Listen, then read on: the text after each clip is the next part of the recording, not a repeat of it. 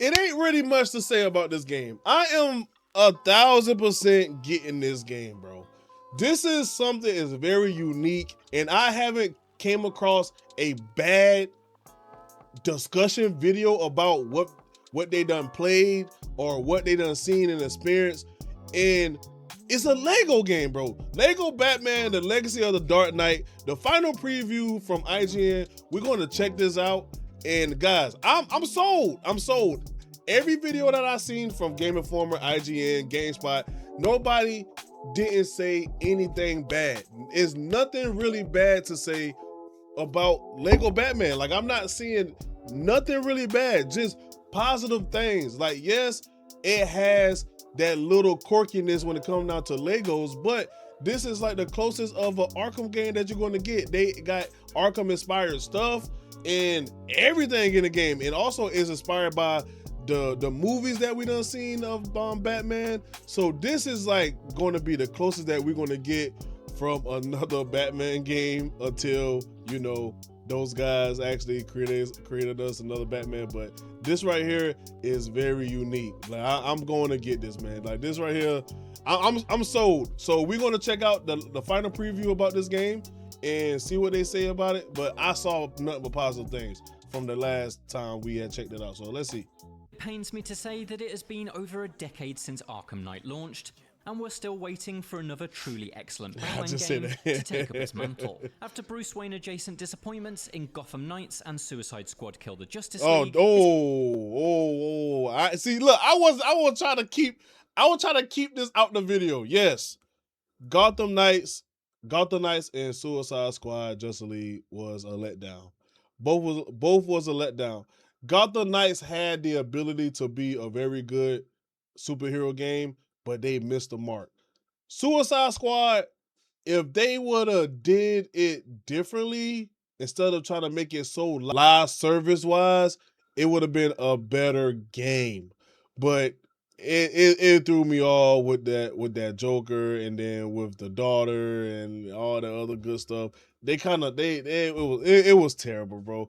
We will keep that behind us, but let's continue on with this. It's understandable why so many have seen Lego Batman Legacy of the Dark Knight's counter-based combat and immediately pin their hopes on the line drawn between it and like Rocksteady's phenomenal trilogy. Yeah. The comparison is not unfair. After playing 2.5 hours at a recent preview event, it's clear that Legacy of the Dark Knight is something of a diet Arkham. I say that very much as a compliment. It's got a similar detailed open world, with dozens of distractions, fun mission design, and robust combat. That's it's good. Just all much lighter, both in tone and mechanics. So Arkham Knight is light. More photorealistic brother. That I would basically. The preview demo featured 3 missions. I think I would basically say, like, this Lego Batman, the Legacy of the Darkness compared to Arkham. This just the baby brother.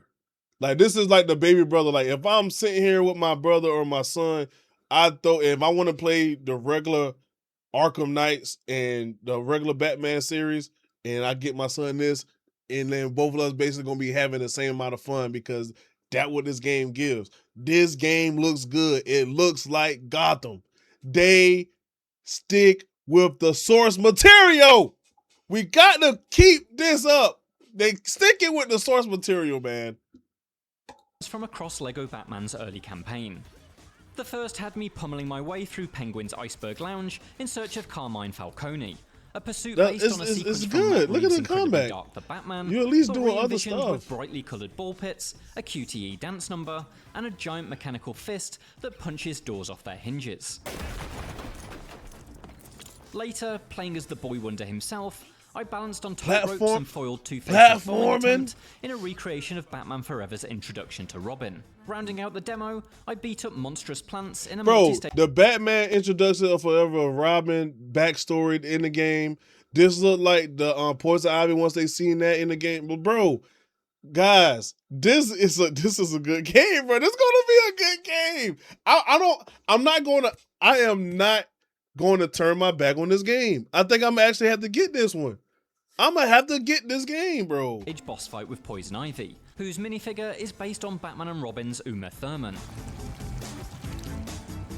Across all three, I was able to see a solid spectrum of what Legacy of the Dark Knight is capable of. My exploits in the Iceberg Lounge offered the best evidence that LEGO Batman will provide for those seeking Arkham-like adventures. Its frequent brawl pits had me beating Goon minifigures into the dirt, with success practically assured thanks to decade-old muscle memory.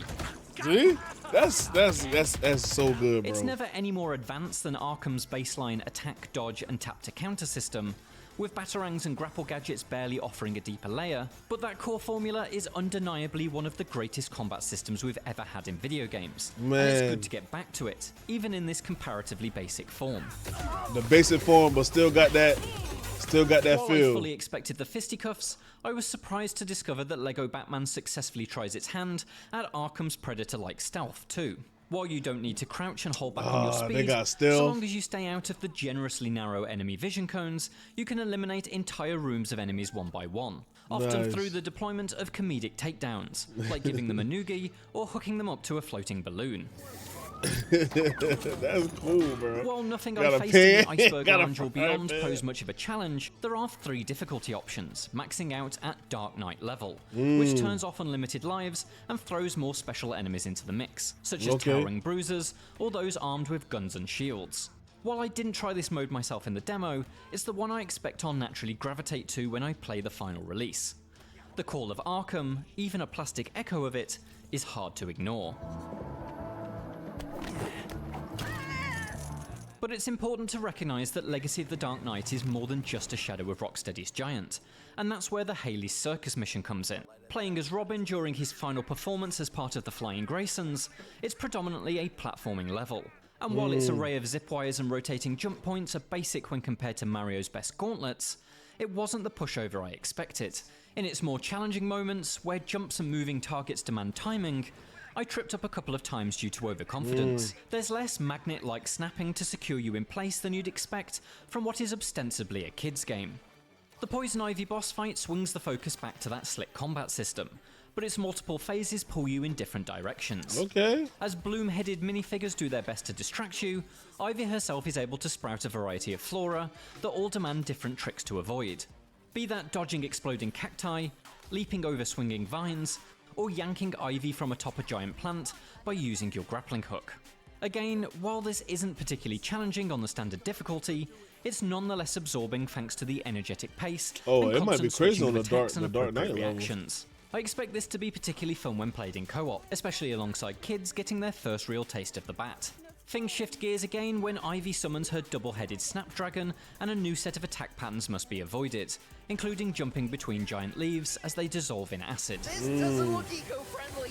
I'll admit that I'm no LEGO game aficionado, and have spent little time with 2022's LEGO Star Wars The Skywalker Saga, which saw developer TT Games push further into traditional video game territory. But I can certainly say that, across these missions, I was left with the sense that this is the best feeling LEGO game that I've personally played. So far, it seems more fully formed and wider scoped than the bash around fun LEGO IP games of the early 2010s. Right. I haven't touched a Lego game. I suspect the real key to its success, though, will be its open world. Legacy of the Dark Knight takes place in a gorgeous rendition of Gotham City, It looks which you're good. free to prowl around between the main missions. Again, it owes at least a minimal debt to It Rocksteady's looks so interpretation. good, bro. Its architecture, the way you navigate it, and the general moody atmosphere evoke Arkham Knight. But the wider palette of influences means there's a fun array of billboards, shops, and other points of interest that evoke the Art Deco animated series and a lifetime of cinema visions. Together, they feel cohesive, and create a very classic feeling version of DC's most important metropolis. Careful, Catwoman. These guys didn't come to play. While the city's footprint appears small when compared to grown-up open worlds, it is generously peppered with activities and distractions. These, of small. course, include Riddler trophies, as well as their new sibling, the Clue Master puzzles, which, for example, ask you to seek out 3 items based on picture hints.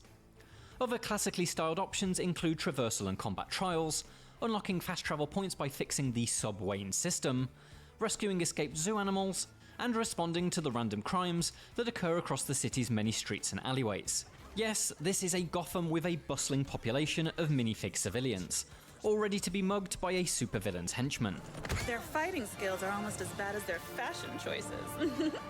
While I poked around those familiar options, during my demo time I found myself more interested in the Falcone Fortune, a chain of side quests that sees you help Catwoman break into a series of apartments and rinse them of their valuables. Each property has a safe hidden behind a unique puzzle. You might need to piece together a key, spin statues into the correct alignment, or send an actual cat into small spaces to retrieve objects. Again, this is all relatively easy stuff, but I love the use of Catwoman's unique abilities, from her glass-cutting claws to a wonderfully tactile safe-cracking minigame, which makes the whole event feel gleefully like cat burglary.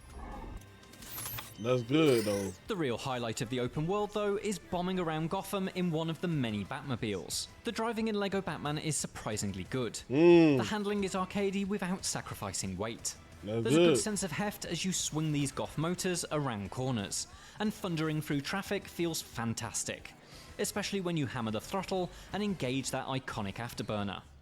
Racing time trials provide a more structured goal for Wayne's wheels, but for me the joy was in reliving the Batman fantasy of responding to crimes at 100 miles per hour. That's only enhanced by the selection of bricky replicas, which in my demo included Tim Burton's iconic 1989 Lamb Rocket, Nolan's two-wheeled Batpod, the roaring muscle car of the Batman, and even the plastic monstrosity that Val Kilmer was saddled with in Batman Forever. Reports of someone both snatching and grabbing. Over. Yes, Legacy of the Dark Knight is very much equal opportunities when it comes to all flavours of the Caped Crusader.